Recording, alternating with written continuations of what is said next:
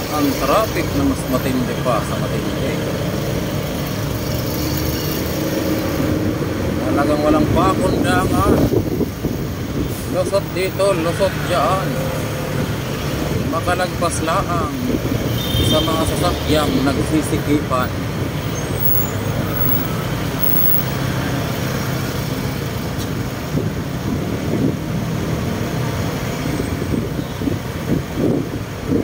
Bawat pihit ng manubilay pag-iigihan, kaliwa at kanan pagmamasdan, lalo na yung sa harapan.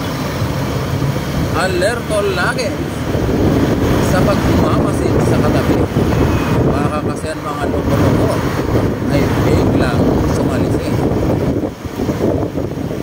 At ito na nga tayo, pare. Iilalim tayo sa ilalim ng ilalim.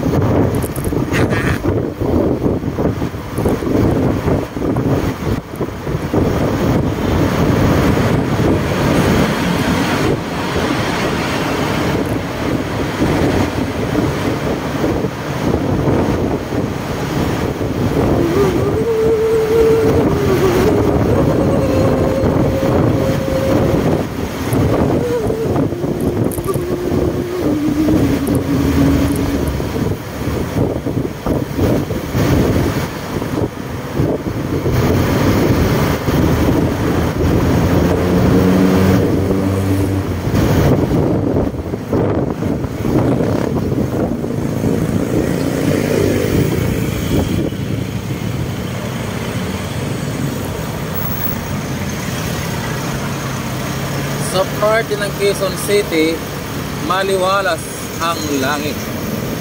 Pero sa parte ng bandang Manila, parang medyo maulap, madilim ang paligid. Umuulan kaya?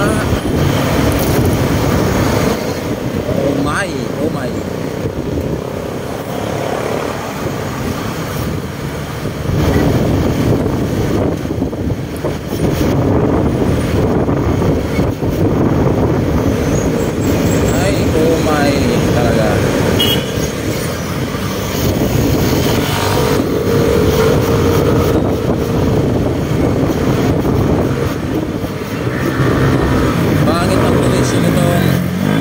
Motor lane na to, may mga nakapagitna pang concrete barrier.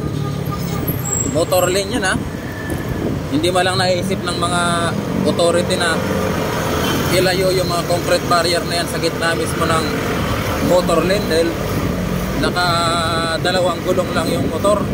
Anytime pag sumagi dyan, aksidente agad ang mararanasan, makakamtan dahil sa boop, boop. Yun na nga yun. Hindi ko na lang babanggitin, bawal kay Meta. Ay nako.